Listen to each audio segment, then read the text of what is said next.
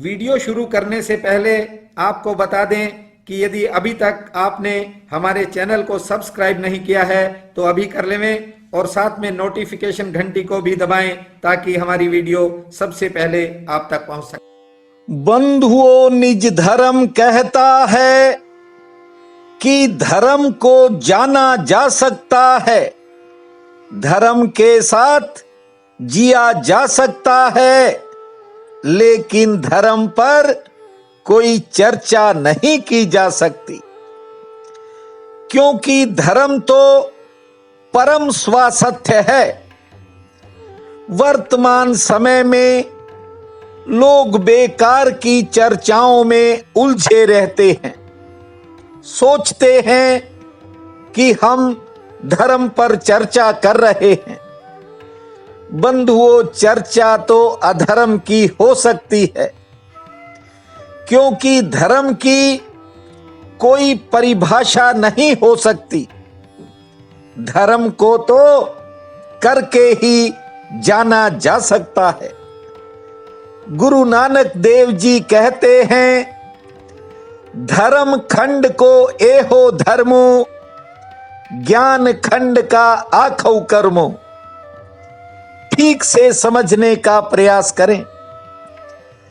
धर्म खंड जो है वह आदमी के भीतर है, और भीतर की बात की चर्चा नहीं हो सकती। जिन्होंने भी जाना वे अंत में चुप हो गए।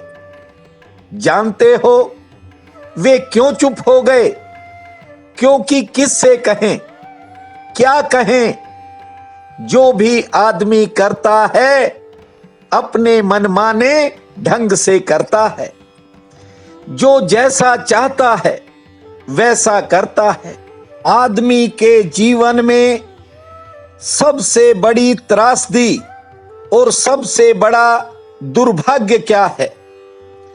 आदमी नए से नए चेहरे लगाकर बैठ जाता है, भीतर कुछ और चलता है, बाहर कुछ और दिखाने की कोशिश करता है। बंधुओं, इतना झूठ आदमी ओढ़ लेता है कि इंसान का चेहरा ही बदल जाता है। और निज धर्म कहता है कि झूठे चेहरों को लेकर तुम परमात्मा के सामने कैसे जाओगे।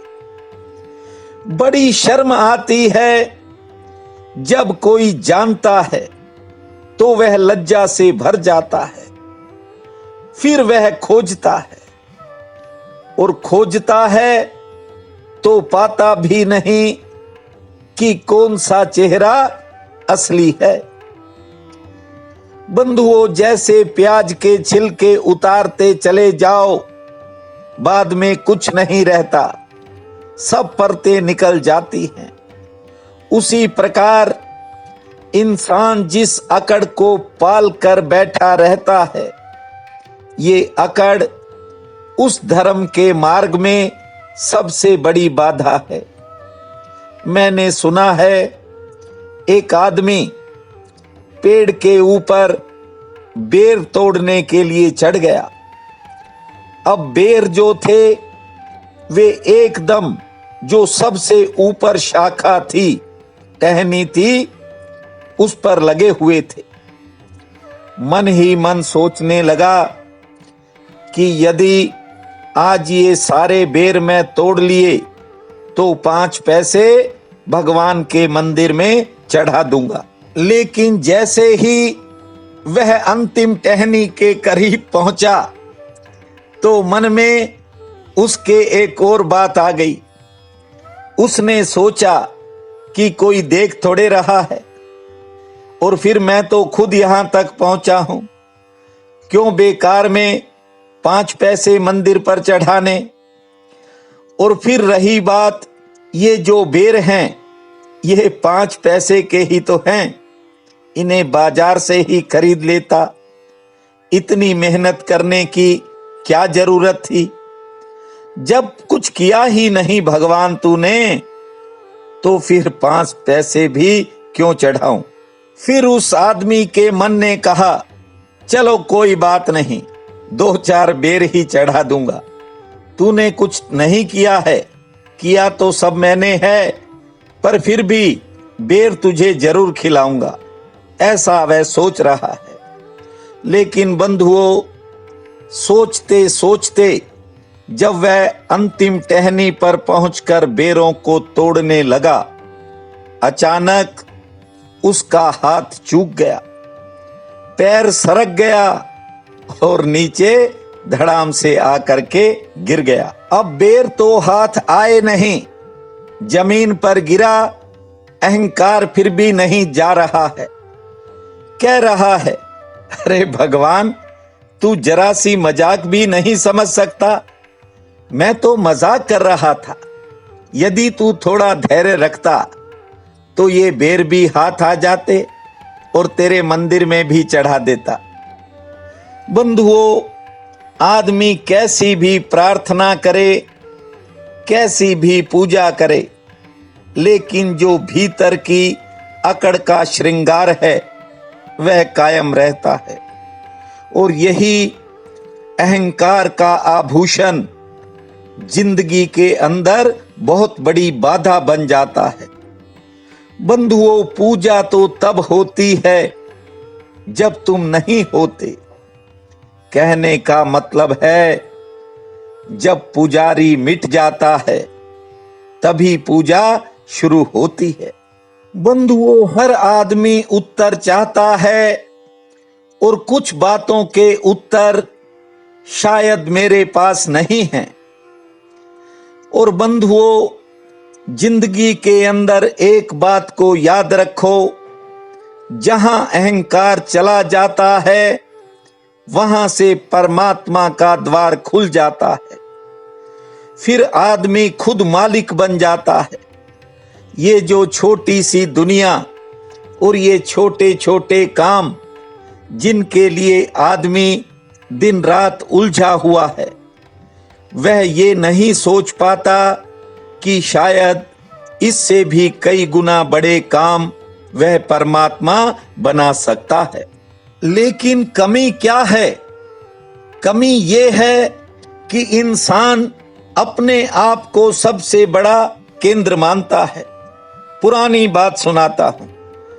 एक ग्रामीण व्यक्ति ट्रेन में बिना टिकट के सफर कर रहा था। जब टिकट चेक करने वाला आया, उसने टिकट मांगी तो टिकट उसके पास नहीं थे। वह बहुत गिड़गिड़ाया, लेकिन चेकर भी जो था थोड़ा अड़ियल था। उसने गाड़ी की चेन खींच दी, गाड़ी रुक गई और उसने ग्रामीण को कहा कि चल अब तू इस जंगल में ही उतर। वह ग्रामीण अपनी पोटली को उठा करके जंगल में ही उतर गया। हालांकि उसने बहुत बार कहा कि जब कोई दूसरा स्टेशन आ जाए वहां मुझे उतार देना, लेकिन वह अड़ियल चेकर कहां मानने वाला था। उसे जंगल में ही उतार दिया। अब वह ग्रामीण जो रेलवे पटड़ी थी, रेलवे लाइन थी, उस लाइन पर चलने लग गया। थोड़ी देर बाद उस आदमी को सायरन सुनाई देने लगा, सीटियां बजने लगी। कारण ये था कि पीछे से एक और ट्रेन आ रही थी। ड्राइवर ने देखा कि कोई आदमी पटरी पर चल रहा है तो वह सीटियां बजाने लगा, लेकिन ग्रामीण ने पीछे लौटकर नहीं देखा। उस ग्रामीण ने बड़बड़ाते हुए कहा कि अब चाहे कितनी भी सीटियां बजाओ, मैं चढ़ने वाला नहीं। पहले उतारा क्यों था? जानते हो, वह गांव का आदमी सोच रहा है कि शायद ये सीटियां उसे चढ़ाने के लिए बजाई जा रही हैं। सीटियां हटने के लिए बजाई जा रही थी। ग्रामीण सोच रहा है कि शायद चढ़ने के लिए बजाई जा रही है। बंधुओं, यहां हर आदमी यही सोचता है कि शायद जो कुछ हो रहा है उसके लिए हो रहा है। सारा अस्तित्व आदमी सोचता है कि शायद मेरे आसपास ही घूम रहा है। बंधुओं, एक सूर्य की गर्मी इंसान सहन नहीं कर पाता। जरा सोचो, इस ब्रह्मांड में इस सूरज से बड़े और न जाने कितने बड़े बड़े सूरज हैं, और जिस पृथ्वी पर हम रहते हैं न जाने अनगिनत कितनी पृथ्वियां हैं। हमारा क्या अस्तित्व है, लेकिन इंसान है कि अहंकार को छोड़ने के लिए राजी नहीं है। और जब तक भीतर का अहंकार समाप्त नहीं होगा, तब तक परमात्मा का द्वार बंद ही रहेगा। धर्म तो बंधुओं भीतर से पैदा होता है। इसीलिए कहता हूं कि धर्म की चर्चा नहीं हो सकती। गौर से एक बात को जीवन में उतार लेना और ठीक से समझ लेना। जब भी किसी झूठ को ऊपर उठना हो तो उसे सत्य के सहारे को उधार लेना ही पड़ता है, लेकिन अंत में विजय तो सत्य की होती है, धर्म की होती है, और पुण्य की जड़ सदा हरी रहती है। इसलिए पुण्य कर्म से मनुष्य को कभी पीछे नहीं हटना चाहिए। आज भाद्रपद कृष्ण पक्ष की नवमी है। इस दिन को उत्तर भारत में गोगा नवमी के नाम से भी जाना जाता है। बहुत ही पावन काल रहेगा। उठते ही 9 बार ताली बजाना, 9 बार लंबी श्वास लेना और 2 मिनट का मौन रखना। भगवान विष्णु की प्रतिमा पर आज पीले रंग के फूल और केले का फल अर्पित करना। तुलसी और केले के पौधे को जल से सींचना। दोपहर में किसी पशु को रोटी खिलाना और शाम को नारायण भगवान के सम्मुख एक दीप जलाना। भूमा नारायण, भूमा नारायण, भूमा नारायण, इस महामंत्र को जपना समय शुभ और मंगलमय रहेगा। प्रिय बंधुओं व मातृदेवी शक्तियों, आज 13 अगस्त दिन वीरवार है। आप सबको मेरा नमस्कार है। आज का राशिफल इस प्रकार है। मेष, आज घर परिवार से जुड़े किसी काम में सफलता का संकेत है। हालांकि शरीर थोड़ी थकावट महसूस करेगा। कारोबार के लिए दिन सामान्य है। नौकरी पेशा लोगों पर थोड़ा काम का दबाव रहेगा। वृषभ, आज मध्यम श्रेणी की आमदन होने का योग है। सरकार से संबंधित कामों में सफलता मिलेगी। कोई रुका हुआ काम भी बन सकता है। मित्रों का सहयोग मिलेगा। किसी मंगल कार्य की योजना बनेगी। मिथुन, आज कारोबार के लिए फायदे का दिन है। कोई बड़ा फायदा भी हो सकता है। यात्रा भी लाभकारी रहेगी। सेहत पक्ष सामान्य है।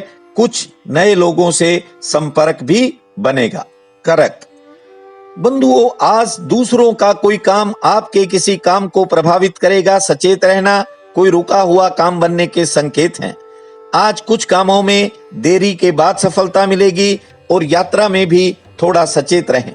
सिंह, किसी खास व्यक्ति से किसी बात से निराशा मिल सकती है।